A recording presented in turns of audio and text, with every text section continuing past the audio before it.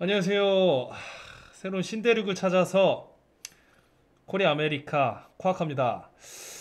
지금 이제 중요한 게 이제 저기 간만에 좀 가면 다시 한번 써봤습니다.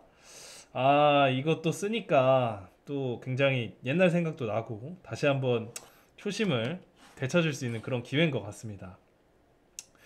지금 보시면은 아마카 느와 오코자 15시간 전에 이제 나온 건데 FTX는 파산 후 옵션을 탐색하고 매각 또는 회생에 무게를 두고 있다고 하네요. 옵션에는 900만 명이 넘는 광범위한 고객 기반을 포함해 전체 거래소를 매각하고 잠재적으로 플랫폼을 부활시키기 위해 다른 기업과 파트너십을 형성하는 것이 포함되는 것으로 알려졌다고 하네요. 이게 FTX 그때 파산 썰이 돌았을 때 솔라나 그 가격 기억나시죠? 근데 지금 솔라나 가격 아시나요, 혹시? 그때 하락했던 저점 대비 4배가 올랐습니다. 4배.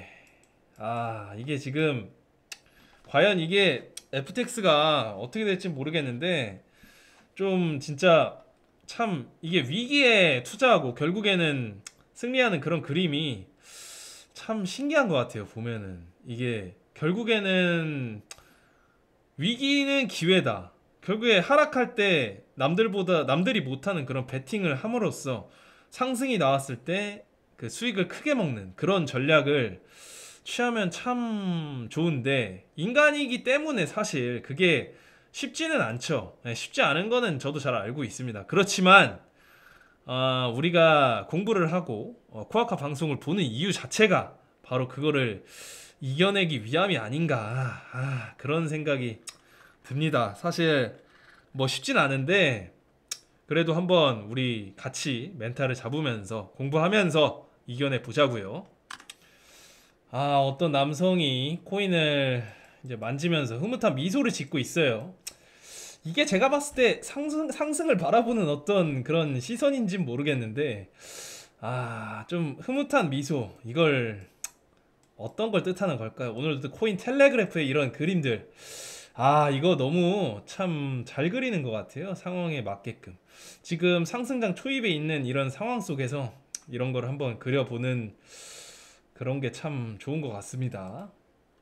지금 FTX는 파산 절차를 거친 후 미래를 신중하게 고려하고 있다고 해요. 사실 파산을 하고 나서 이게 지금 개개인들도 피해가 정말 막심한 상황이고 거기다가 손에 이거 소송 걸리면 진짜 거의 이거 파산하면은 회생하는 게 쉽지가 않아요. 그 절차 자체가. 결국에는 언젠가는 이 돈을 누군가가 책임을 져야 되는데 이거를 참 이 피해는 고스란히 개개인들에게 넘어가는 거긴 하거든요. 그게 참 기관 같은 경우엔 돈을 버니까 사실 다른 돈으로 인해서 다시 한번 도전을 할 수 있는 그런 기회 자체가 있는데 개인들 같은 경우엔 사실 이 힘들죠. 돈이 없는데 자기들한테는 어떤 생활에 필요한 돈까지도 투자를 많이 FTX 거래소 자체에 했을 수도 있고 그 거래소에 들어있는 돈을 뭐 어떻게 뺄 수도 없고 이거 참 난감한 상황이에요 사실. 근데 그런 상황 속에서 미래가 어떻게 될지 저도 궁금하긴 합니다 사실. 저는 다행히 FTX에는 들어가진 않았었는데 그때 들어갈 뻔 했었어요 사실. 유망하게 FTX에만 있는 마음에 드는 분야가 있었어서 그걸 들어갈까 말까도 고민을 했었는데 결국엔 안 들어가긴 했습니다만 일단 읽어보겠습니다. 블룸버그 보고서에 따르면 델라웨어주 웰밍턴에서 열린 법원 심리에서 뭐뭐뭐뭐의 투자 은행가인 케빈 커프스키는 회사의 방향에 관한 결정이 10월 중순에 내려질 것이라고 밝혔습니다. 또한 잠재적으로 구속력 있는 제안에 관해 다양한 투자자들과 활발한 협상이 진행 중이라고 합니다. 잠재적으로 구속력이 있는 제안, 그게 과연 어떤 걸까요? 궁금하네요. 12월 중순쯤 내려지면은 솔라나의 그런 가격 방향도 상승이냐 아니면 하락이냐가 정해지겠네요. 사실 솔라나는 어떻게 보면 대표적인 FTX에 연관된 그런 코인이긴 하죠. 사실 기술적인 측면으로만 봤었을 때 속도가 엄청나게 빨라요, 솔라나가. 근데 이제 그 거래소를 잘못 고른 부분이 있는 건데, 일단 읽어보겠습니다. 900만 명이 넘는 광범위한 고객 기반을 포함한 전체 거래소를 매각하고 플랫폼을 부활시키기 위해 다른 법인과 파트너십을 형성하는 것을 포함하여 여러 가지 가능성이 고려되고 있다고 합니다. 코프스키는 FTX가 독립적으로 거래 플랫폼을 활성화할 가능성을 고려했습니다. 그런 잠재적인 입찰자의 신원은 공개되지 않았습니다. 라고 하네요. 자, 이렇게 되면은 혹시 인수를 할 수도 있을 것 같아요. 제가 봤을 때 어떤 엄청난 돈을 또 갖고 오는 그런 세력이 FTX를 인수를 할 가능성도 있지 않을까, 사실 뭐 그런 생각이 듭니다. 지켜보겠습니다. 일단 FTX는 지난해 파산 선언 이후 채권자 상환을 위한 자금 조달을 모색했습니다. 법원 기록에 따르면 FTX 관리자는 약 70억 달러의 자산을 성공적으로 회수했으며 암호화폐 규모는 34억 달러에 달합니다. 와, 이게 엄청나네요, 규모가 진짜로.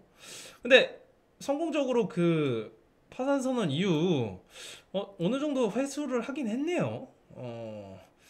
이게 일단 샘 뱅크먼 프리드가 과연 법정에서 어떻게 증언을 하고 결국에 이게 나중에 개개인들한테 보상은 어떻게 이루어질 건지도 참 궁금한데, 참 일단 지켜보시죠. 또한 법원 절차 중에 회사의 변호사인 앤드류 다이렛 디레치는 주요 채권자 그룹과의 특정 복합한 분쟁이 예비 해결에 도달했다고 밝혔습니다. 이번 개발을 통해 FTX는 12월까지 포괄적인 지급 전략을 진행할 수 있습니다. 그럼에도 불구하고 고객 복구의 정확한 비율은 아직 결정되지 않았으며 거래소 판매 또는 활성화 결과에 크게 좌우될 것입니다.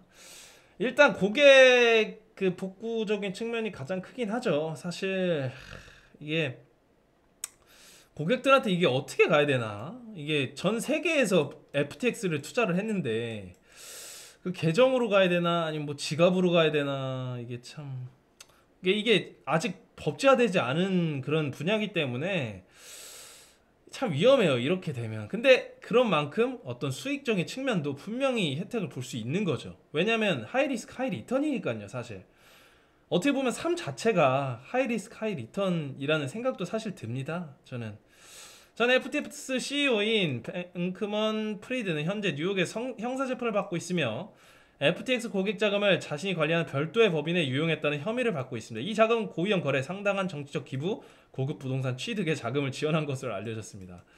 이게 샘 뱅크먼 프리드가 그 로비적인 측면도 좀 많이 혐의가 있다고 하죠. 그러니까 이 고객의 자금을 끌어다 쓴 거예요. 사실 고객의 자금을 끌어다가 써서 그걸로 더 돈을 불려서 그 다음에 고객의 자금으로 다시 갖다 놨어야 되는데 그거 자체가 이제 바닥이었던 거예요. 잔고 자체가 바닥인 거예요. 어떻게 보면 옛날에 그 폰지 사기적인 측면도 사실 없지 않은데, 참 일순간에 엄청난 거부가, 젊은 거부가 이렇게 몰락하는 걸 보면서 인생사 진짜 쉽지 않구나, 뭐 이런 생각도 듭니다. 사실 이게 별도 법인에 이게 유용한 게 그 자체가 안 되는 걸로 제가 알고 있는데, 고급 부동산 취득에도 하고 하여튼 그렇습니다. 뭐 여기 보시면 다음 글도 있어요. 뭐 암호화폐 거래소를 FTX 붕괴 이후에 신뢰할 수 있냐, 뭐 이런 글인데, 신뢰를 하기가 사실 많이 어렵긴 하죠. 예, 그렇지만 그렇다고 해서 초기 시장인 지금을 잡지 않으면 어떻게 될까요? 언젠가는 뭐 일단 나중에 그 시장을 잡으면 언젠가는 분명히 수익을 보겠죠. 근데 초기에 들어갔던, 용기 있게 들어갔던 사람들에 비하면 사실 그게 그닥 크지 않을 거라는 제 생각입니다. 사실 FTX에도 어떻게 보면 초기에 들어가서 레퍼럴이던가, 아니면 레퍼럴은 그닥 사실 좋은 건 아닌 것 같긴 한데, 그치만 초기에 들어가서 어떻게 보면 그들만의 돈 버는 방식을 선택을 한 거니까, 뭐 그리고 그걸로 인해서 마진 거래도 해서 결국에는 수익을 많이 본 사람들은 분명히 존재를 하기 때문에, 뭐 그거에 대한 논평은 논외로 하더라도 일단 초기 시장 선점이 중요하다. 남들이 다 아니다, 미쳤다 할 때가 어떻게 보면 그때가 바로 정말 기회가 아닌가, 그런 생각을 하면서 오늘의 영상도 이 정도로 마치겠습니다. 감사합니다. 코아카였습니다.